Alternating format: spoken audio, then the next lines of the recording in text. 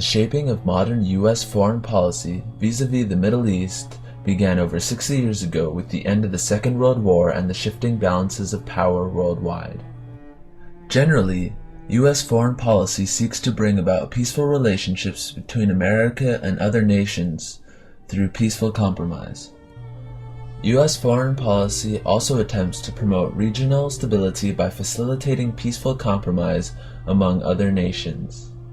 The result of peaceful relationships and regional stability ought to be economic prosperity and domestic tranquility for all states involved.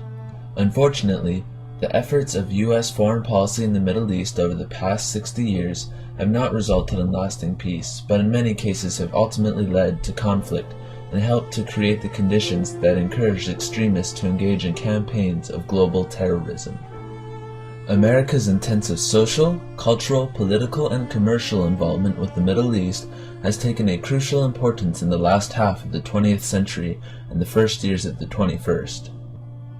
The United States foreign policy in the Middle East and the hope of peaceful compromise since 1945 have ultimately led to conflict, resentment, and terrorism for several reasons. These reasons include the U.S. dependence on petroleum resources, foreign policies that work against peaceful settlements of international disputes, perceived favoritism towards Israel, and a lack of cultural sensitivity. The post-war involvement of the United States in Middle East diplomacy began in 1948 with President Harry Truman's diplomatic resignation of the State of Israel. Since the end of World War I, the British had a mandate to oversee Palestine. The United States pressured the British into allowing 100,000 Jewish refugees into Palestine.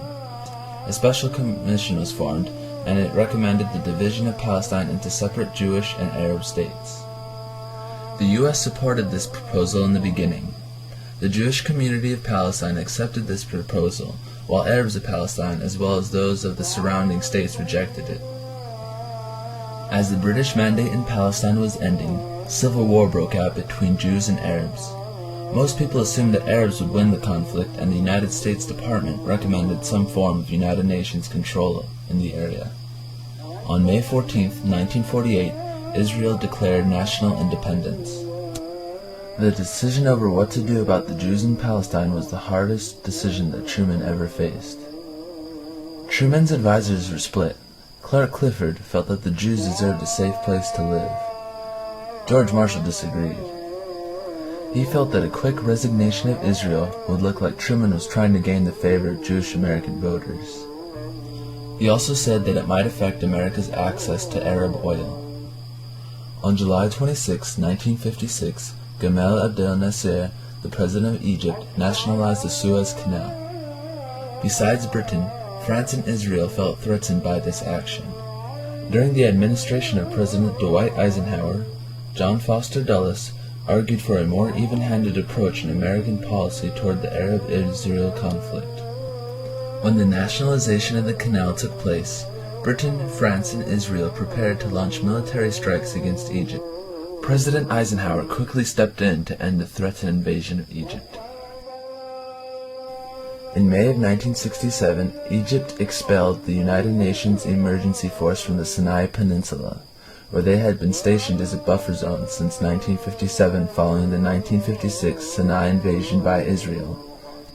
They brought a large force of troops and tanks to the border with Israel, blockaded the Straits of Tiran to Israel ships, and called for a united Arab attack against Israel.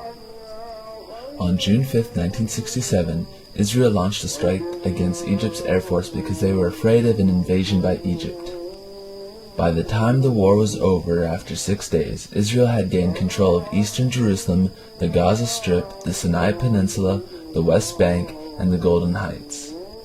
Egypt and Jordan were completely defeated and their leadership was humiliated.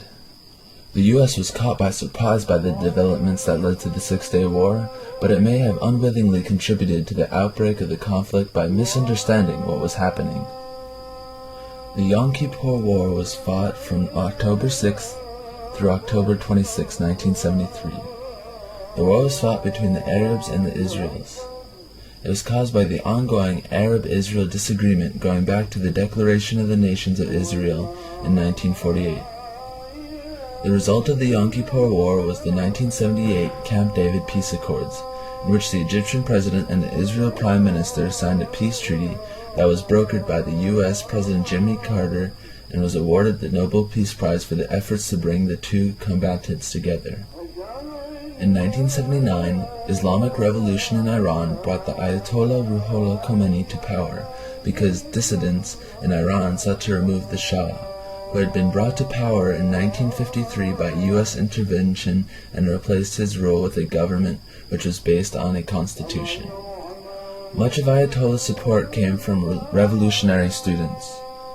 On November 4, 1979, students from the post-revolutionary regime took over an American diplomatic mission in Tehran, holding 52 embassy employees hostage for 444.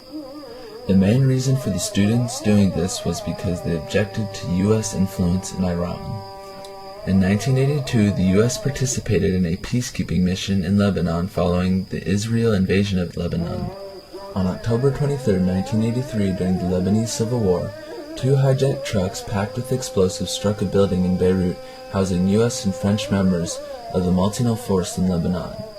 The bombing killed hundreds of servicemen, mostly U.S. Marines. This event led to the U.S. withdrawal from Beirut. August 2, 1990, following the Iraq invasion of Kuwait, the U.S.-led coalition liberates Kuwait in Desert Storm. During the fighting, the aggression was met with immediate economic sanctions by the UN against Iraq. On September 11, 2001, Al-Qaeda hijacked 4 commercial passenger airlines. The terrorists intentionally crashed 2 of the airlines into the World Trade Center. From this, the U.S. launches a military campaign against Iraq, resulting in the overthrow and capture of Saddam Hussein. U.S. foreign policy in the Middle East has attempted to promote peaceful compromise, but has largely failed to do so because United States' dependence on the petroleum resources of the Middle East sometimes creates policies that work against peaceful settlements of disputes. Since the oil embargo of 1973, the U.S. has been publicly committed to reducing dependence on foreign oil.